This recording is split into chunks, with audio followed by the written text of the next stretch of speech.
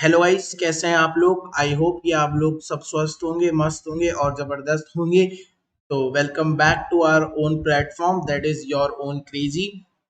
आज हम बात करने वाले हैं SN2 रिएक्शन के ऊपर, जो आपकी सब्स्टिट्यूशन रिएक्शन होती है। इसकी नेक्स्ट वीडियो में हम SN1 की बात करेंगे। उसके बाद ये चैप्टर में थोड़ा बहुत बचेगा, वो करके इसको वाइंड अप कर देंगे। अगर आप इस प्लेटफॉर्म पे नए हैं तो यार जल्दी से सब्सक्राइब कर लो चैनल को, बेल नोटिफिकेशन प्रेस कर लो और लाइक कर दो वीडियो को, क्योंकि काफी सारी अमेजिंग चीजें हम आपको दे रहे हैं। ये हमारा जो है ऑर्गेनिक केमिस्ट्री का यार क्रैश कोर्स चल रहा है, जो कि कंसीडर्ड है, आपके नीट से रिलेटेड है, ये आपके जेईई मेन से रिलेटेड है।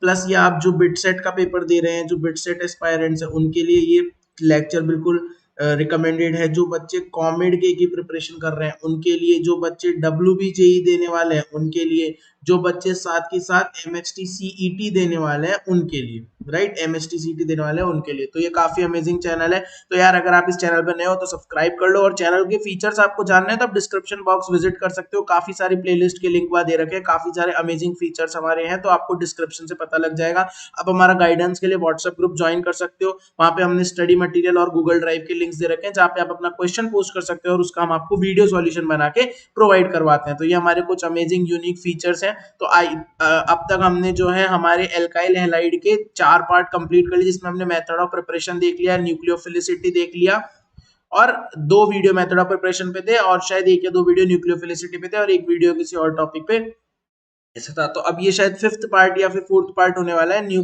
आपके एल्काइलाइड चैप्टर का, जिसमें हम SN1 SN2 रिएक्शन में से SN2 रिएक्शन की आज बेसिकली बात करने जा रहे हैं। ठीक है, तो देखिए, जो आपकी न्यूक्लियोफिलिक रिएक्शंस होती है, न्यूक्लियोफिलिक सब्स्टिट्यूशन रिएक्शन, वो 2 तरह की होती है। एक होता है SN1 और एक होता है SN2। Not nucleophilic, nucleophilic substitution reaction, right. जो आपका SN1 होता है वो होता है आपका यूनिमोलिकुलर न्यूक्लियोफिलिक सब्स्टिट्यूशन। 1 से समझ आ रहा है, यूनिमोलिकुलर।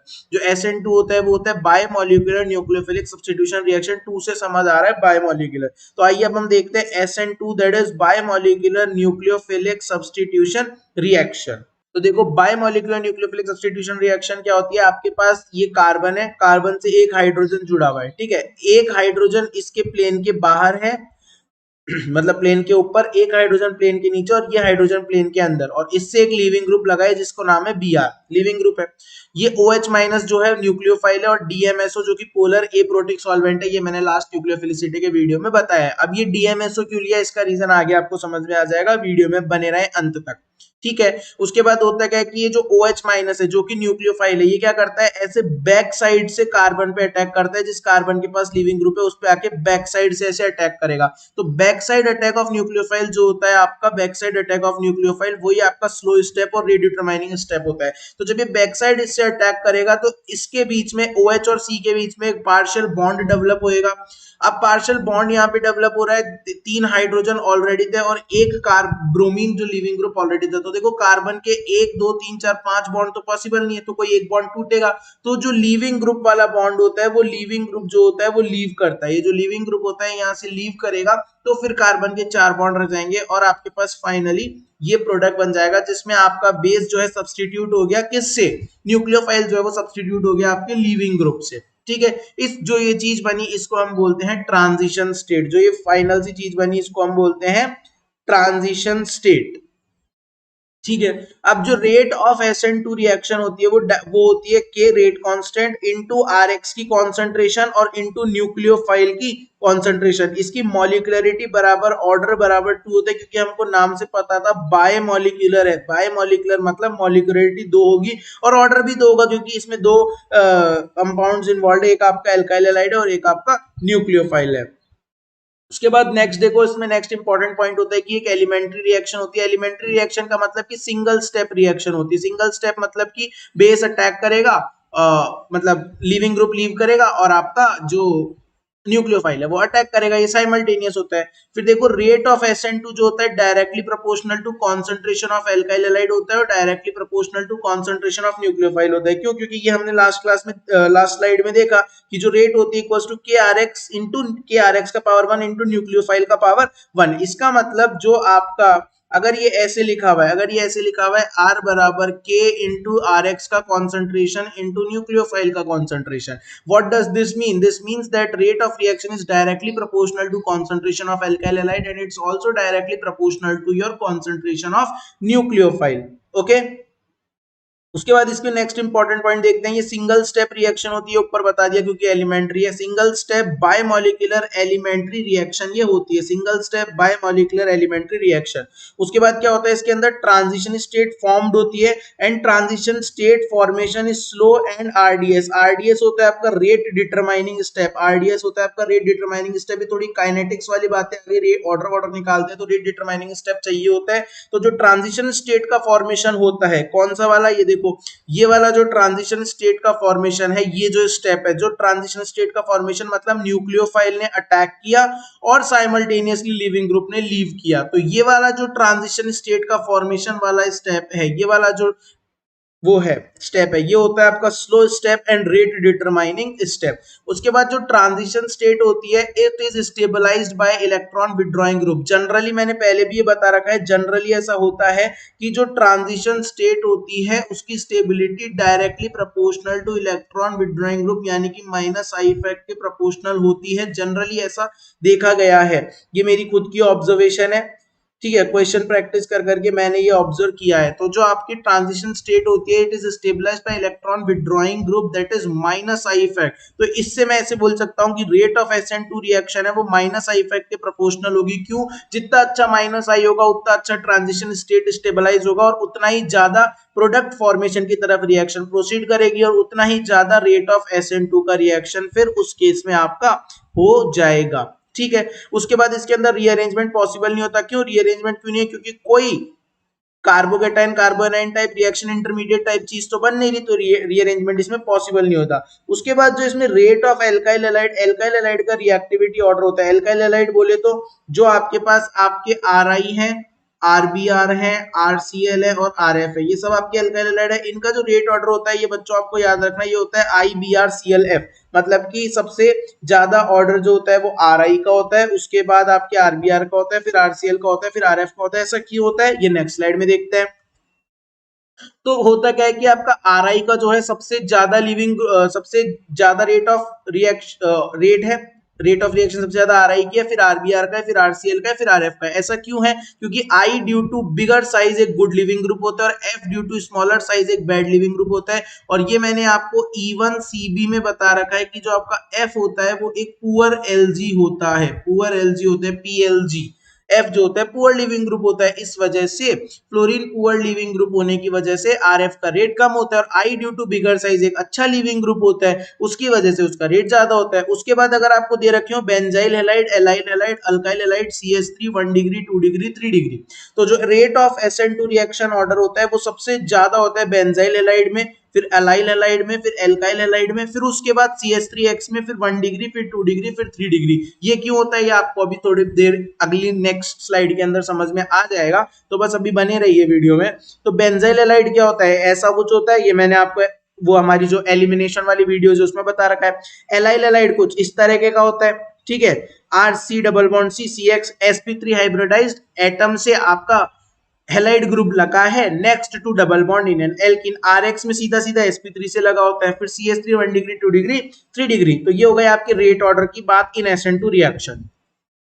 नेक्स्ट देखो, जो रेट ऑफ SN2 होता है ना बच्चों, वो inversely proportional to steric hindrance होता है। ऐसा क्यों होता है ये समझने के लिए, ऐसा क्यों होता है? ऐसा इसलिए होता है क्योंकि जो बेस जो न्यूक्लियोफाइल होता है वो बैक साइड से अटैक करता है। अगर वो बैक साइड अटैक करेगा तो स्टेरिक हिंड्रेंस मतलब रिपेलिंग ग्रुप जितने कम होंगे उतना जल्दी वो अटैक करेगा। अगर स्टेरिक हिंड्रेंस ज्यादा होगा मतलब क्राउडिंग ज्यादा होगी तो न्यूक्लियोफाइल को आने में थोड़ी दिक्कत होगी। इस वजह से अगर आपकी स्टेरिक हिंड्रेंस ज्यादा मतलब क्राउडिंग ज्यादा होती है तो आपका रेट ऑफ SN2 रिएक्शन जो होता है वो कम हो जाता है। इस वजह से जो आपका ऑर्डर आता है वो आता है CH3X then 1 degree then 2 degree then 3 degree. क्यों? क्योंकि 3 डिग्री में आपके पास स्टेरिक हिंड्रेंस सबसे ज्यादा है तो उसकी रेट सबसे कम है। स्टेरिक हिंड्रेंस सबसे ज्यादा मतलब क्राउडिंग ज्यादा, तो न्यूक्लियोफाइल को आने में उतनी ही परेशानी होगी। इस वजह से ऐसा होता है।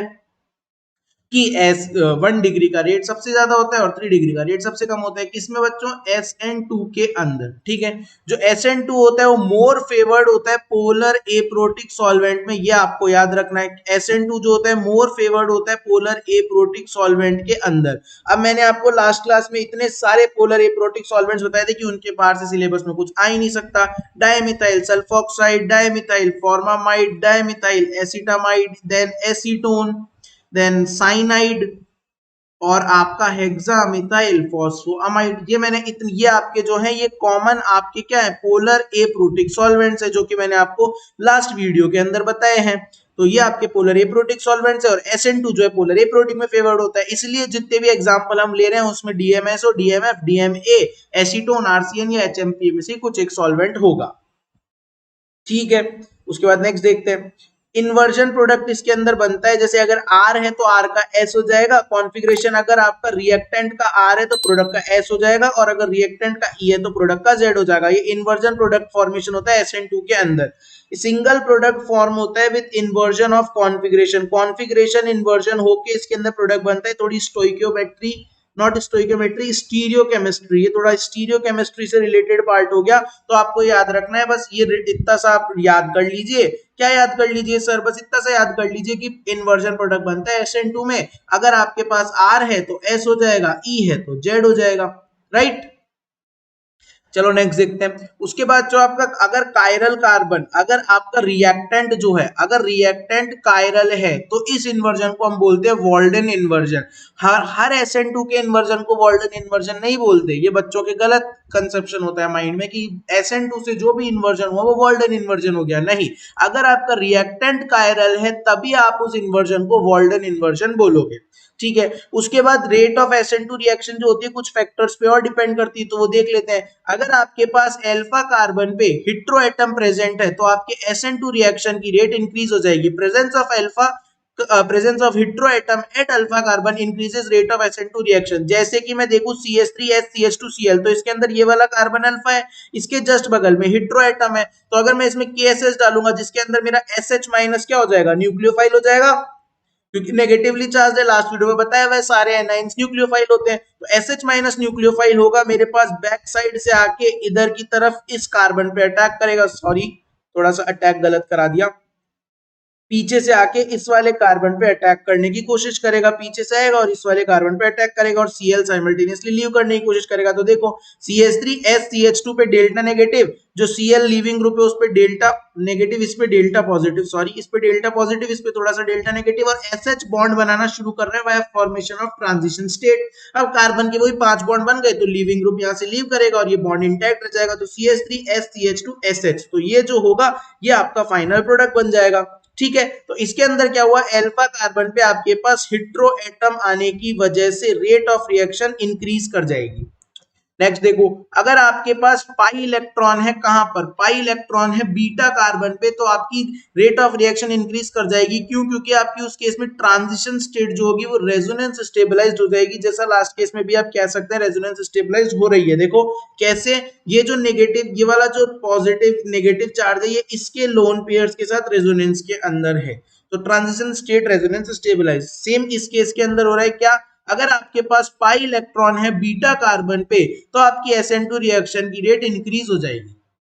देखो कैसे, ये आपकी बेंजीन रिंग है, ये आपका CH2Cl हो गया, ये अल्फा और ये वाला कार्बन बीटा, इस पे पाई इलेक्ट्रॉन डेंसिटी प्रेजेंट है।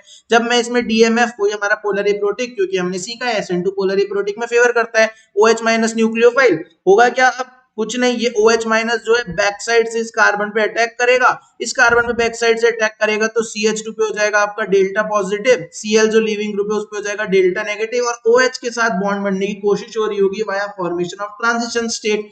अब होगा क्या? कार्बन के 5 बॉन्ड हो गए वापस से, तो लीविंग ग्रुप लीव करेगा, लीविंग ग्रुप लीव करेगा तो आपके पास फाइनल प्रोडक्ट हो जाएगा CH2OH, बचा हुआ इंटैक्ट रह जाएगा। अब देखो ये जो है ये पॉजिटिव चार्ज इस पाई इलेक्ट्रॉन डेंसिटी के साथ काई में रेजोनेंस में है ना, ये रेजोनेंस हो गया, तो ट्रांजिशन स्टेट जो हो गई आपकी रेजोनेंस स्टेबलाइज्ड हो गई। इसलिए अगर आपके पास बीटा कार्बन पे पाई इलेक्ट्रॉन डेंसिटी है तो SN2 का रेट इंक्रीज हो जाता है। नेक्स्ट देखते हैं, अगर आपके पास CO ग्रुप प्रेजेंट है अल्फा कार्बन पे, अगर आपके पास क्या प्रेजेंट है बच्चों? CO group. अगर आपके पास CO ग्रुप प्रेजेंट है, presence of CO group at alpha carbon increases rate of SN2 reaction. अगर आपके पास अल्फा कार्बन पे CO है तो भी रेट ऑफ SN2 बढ़ जाता है। देखो कैसे, CH3CO CH2X। तो अगर आपके पास अल्फा कार्बन पे ये CH2 ग्रुप है, क्योंकि ये वाला आपका अल्फा कार्बन और इससे जस्ट CH2 जुड़ा हुआ है। KCN वही हमारा K प्लस हो जाएगा, CN माइनस न्यूक्लियोफाइल, और DMSO पोलर एप्रोटिक सॉल्वेंट, क्योंकि SN2 उसी में फेवर करता है। ठीक है, अब क्या होगा, कुछ ही नहीं, ये जो Cn माइनस होगा ये बैक साइड से आके इस कार्बन पे अटैक करेगा। तो अगर बैक साइड से इस कार्बन पे अटैक करेगा तो कार्बन पे प्लस चार्ज डेवलप होएगा, जो मतलब डेल्टा प्लस डेवलप होएगा, जो आपका लीविंग ग्रुप है उस पर डेल्टा माइनस डेवलप होएगा, और न्यूक्लियोफाइल बॉन्ड बनाने की कोशिश कर रहा होगा via formation of your transition state. अब वही कार्बन के 5 बॉन्ड हो गए तो ये लीविंग ग्रुप लीव करेगा, बाकी सब इंटैक्ट, तो CH3CO CH2CN बाकी सब इंटैक्ट, और ये जो है लीविंग ग्रुप ने लीव कर दिया। अब इसमें भी देखो, ऑक्सीजन के लोन पेयर और कार्बन का ये पॉजिटिव चार्ज रेजोनेंस में है, तो ये देखो, ये यहां से यहाँ रेजोनेंस हो गया, क्योंकि डबल सिंगल और पॉजिटिव, डबल सिंगल पॉजिटिव ये रेजोनेंस की कंडीशन है, तो यहाँ पे रेजोनेंस हो गया। तो ट्रांजिशन स्टेट जो है आपकी रेजोनेंस स्टेबलाइज्ड है इस केस में भी। इस वजह से तो क्या क्या हमने देखा कि अगर आपके पास अल्फा कार्बन पे हेटेरो एटम है तो रेट ऑफ SN2 बढ़ता है, अगर बीटा कार्बन पे पाई इलेक्ट्रॉन है तो रेट ऑफ SN2 बढ़ता है, अगर अल्फा कार्बन पे CO ग्रुप है तो भी आपका रेट ऑफ SN2 इंक्रीज होता है। ठीक है, अब वो कंपाउंड जो कि SN2 रिएक्शन देना ही पसंद नहीं करते, भाई हम तो SN2 देंगे नहीं, तो कुछ ऐसे फेमस कंपाउंड्स होते हैं, एक्सेप्शन कंपाउंड, जो SN2 नहीं देते। क्यों नहीं देते, उनके रीजंस होते हैं। देखो, जो अराइल हैलाइड होता है, सबसे पहले अराइल हैलाइड मतलब एरोमेटिक रिंग के जस्ट बाद हैलाइड, तो अराइल हैलाइड ये मैंने आपको बता रखा है पहले ही। तो इसके अंदर क्या होता है, रेजोनेंस होगा, तो रेजोनेंस होने की वजह से ये वाला बॉन्ड यहाँ पे शिफ्ट होगा। भाई इसका एक रेजोनेटिंग स्ट्रक्चर अगर हम बनाने की कोशिश करेंगे तो कुछ ऐसा सा बनेगा, यहाँ पे डबल बॉन्ड एक्स आएगा और यहाँ पे नेगेटिव चार्ज आएगा, क्योंकि लोन पेयर को नेगेटिव चार्ज मान लो, फिर इसमें रेजोनेंस कराओ तो कुछ ऐसा सा सीन बन रहा होगा। ठीक है, अब यहाँ पे क्या होगा, रेजोनेंस में रेजोनेंस होने की वजह से जो CX बॉन्ड है, ये जो CX बॉन्ड है इसके अंदर पार्शियल डबल बॉन्ड कैरेक्टर आ जाएगा। अब अगर पार्शियल डबल बॉन्ड कैरेक्टर आ गया तो इसका बॉन्ड ऑर्डर इंक्रीज कर जाएगा, मतलब 1 से थोड़ा ज्यादा होगा। कार्बन बॉन्ड ऑर्डर मतलब दो एटम्स के बीच में कितने बॉन्ड है, तो कार्बन और हेलोजन के बीच में यहाँ पे एक बॉन्ड था, लेकिन पार्शियल डबल बॉन्ड कैरेक्टर की वजह से ये कुछ ना कुछ बॉन्ड ऑर्डर एक से ज्यादा होगा, तो इसकी बॉन्ड एनर्जी स्लाइटली इंक्रीज कर जाएगी, तो इस बॉन्ड को तोड़ पाना यहां से पॉसिबल नहीं होगा। अगर बॉन्ड को तोड़ पाना पॉसिबल नहीं होगा तो रिएक्शन नहीं होगी। तो due to resonance CX bond has partial double bond character, so unable to leave. What unable to leave, so जो आपका X है, so X is unable to leave, तो X अनेबल टू लीव रहता है, leave नहीं कर पाता, इसलिए एराइल हैलाइड जो है आपका SN2 नहीं देते। सेम कहानी होती है विनाइल हैलाइड के साथ। विनाइल हैलाइड क्या होता है ये भी मैंने बता रखा है, CH2 डबल बॉन्ड CX, ऐसा कुछ विनाइल हैलाइड होता है। इसके अंदर भी ये जो आपके लोन पेयर है X के, जो लिविंग ग्रुप के लोन पेयर है, और ये डबल बॉन्ड रेजोनेंस में, तो ये बॉन्ड के पास भी पार्शियल डबल बॉन्ड कैरेक्टर आ जाएगा due to resonance stabilized partial double bond character, इसकी भी बॉन्ड एनर्जी इंक्रीज हो जाएगी, तो X अनेबल टू लीव। तीसरा होता है आपका एल्काइल फ्लोराइड। एल्काइल फ्लोराइड क्यों नहीं देता SN2, क्योंकि मैंने बताया फ्लोरीन जो होता है एक पुअर लिविंग ग्रुप होता है, और तभी इसकी रेट ऑफ रिएक्शन बहुत कम होती है, एकदम नेग्लिजिबल होती है, इस चक्कर में ये भी नहीं देता। ब्रिजहेड हैलाइड क्यों नहीं देता, भाई ब्रिजहेड हैलाइड इसलिए नहीं देता क्योंकि ब्रेट्स रूल का वायलेशन होता है। ब्रिजहेड हैलाइड कुछ इस तरीके का होता है, ये भी मैंने प्रीवियस वीडियो में बता रखा है कि ब्रिजहेड हैलाइड कैसा होता है। ठीक है, अब सब बोलेंगे सर जब प्रीवियस वीडियो में बता रखा है तो ये वीडियो क्यों बना रहे हो, ये वीडियो इसलिए बना रहे हो क्योंकि इसमें SN2 बता रहे हैं, SN2 नहीं बता रखा। लेकिन SN2 में कुछ जो बेसिक से स्ट्रक्चर है, जैसे विनाइल हैलाइड हो गया, अराइल हैलाइड हो गया, ब्रिजहेड हैलाइड हो गया, ये सब मैंने आपको लास्ट वीडियोस के अंदर स्ट्रक्चर्स बता रखे हैं। तो देखो, ब्रिजहेड हैलाइड भी नहीं देते, क्यों, क्योंकि इसके अंदर ब्रेट्स रूल वायलेशन हो जाता है, X जो होता है वो लीव नहीं करता। अब आपको बस इतना से याद रखना है ब्रेट्स रूल वायलेशन, बाकी ब्रेट्स रूल के ऊपर पूरी एक किताब है, तो वो अपने कोर्स के अंदर नहीं है पार्ट, इसलिए हमको बस इतना सा ध्यान रखना है ब्रिजहेड हैलाइड क्यों नहीं देते, due to Bredt's rule violation, BRETS, Bredt's rule violation. बस इससे आगे आपके कोर्स में नहीं पूछा जाएगा। कोई पूछे तो उसको ये लाइन चेपनी है कि ब्रेट्स रूल वायलेशन की वजह से, वो पूछे क्यों तो बोलना कि कॉलेज में जाके पढ़ूंगा, अभी मेरे सिलेबस में नहीं है। उसके बाद जो नियोपेंटाइल हैलाइड्स होते हैं, जैसे ये होते हैं neopentyl halide CH3C CH3 CH3 CH2X। अब भाई ये क्यों नहीं देंगे, ये इसलिए नहीं देंगे क्योंकि स्टेरिक हिंड्रेंस बहुत ज्यादा हो गया। देखो 3 CH3 की स्टेरिक क्राउडिंग हो गई तो होगा क्या कि अगर मान लो कोई मैं न्यूक्लियोफाइल लेता हूँ OH माइनस ले लेता हूँ कोई पोलर एप्रोटिक सॉल्वेंट DMSO के प्रेजेंस में, तो ये बैक साइड से इस कार्बन पे अटैक करेगा ऐसे, तो ये जो 3 CH3 बैठे हैं ना यहाँ पे इसको आने ही नहीं देंगे। एक तो भाई एक सड़क है, सड़क पे अगर आपको सड़क पे सीधा सीधा जाना है और कोई यहाँ पे आदमी नहीं है तो आप बिल्कुल बिना किसी रुकावट के चले जाओगे, और एक सड़क में बहुत ज्यादा भीड़ कर दूं, बहुत ज्यादा भीड़ कर दूं तो आपको रास्ता ढूंढ ढूंढ के जाना पड़ेगा, आपको बहुत दिक्कत आएगी जाने के अंदर। सेम केस है, अगर यहाँ पे स्टेरिक क्राउडिंग नहीं है, ग्रुप्स नहीं है, तो न्यूक्लियोफाइल जो होगा सीधे आके इस पे अटैक कर देगा। लेकिन अब यहाँ पे क्राउडिंग बढ़ गई, मतलब भीड़ बढ़ गई, तो न्यूक्लियोफाइल को आने में दिक्कत होगी। क्यों? क्योंकि ये जो ग्रुप्स लगे हुए हैं उसको रिपेल करेंगे, उसको अपनी तरफ आने नहीं देंगे। इस वजह से स्टेरिक क्राउडिंग की वजह से नियोपेंटाइल हैलाइड्स भी आपका जो है SN2 रिएक्शन नहीं देते। तो इस वीडियो के अंदर इतना ही बच्चों, हमने इस वीडियो के अंदर आपका SN2 कंप्लीट कर लिया। नेक्स्ट वीडियो में हम SN1 कंप्लीट करेंगे। अगर आपको हमारे चैनल के फीचर्स जानने हैं तो एक बार डिस्क्रिप्शन बॉक्स आप विजिट कर लीजिए, आपको काफी सारी अमेजिंग चीजें पता लग रही होगी। और साथ के साथ अगर आप चैनल पे नए हैं तो सब्सक्राइब कर लो, और अगर आप हमारे ओल्ड सब्सक्राइबर है तो इसे तो अपना ही चैनल समझो यार। वीडियो को लाइक कर दो और अपने फ्रेंड्स के साथ शेयर कर दो। Have a nice day, bye bye, take care.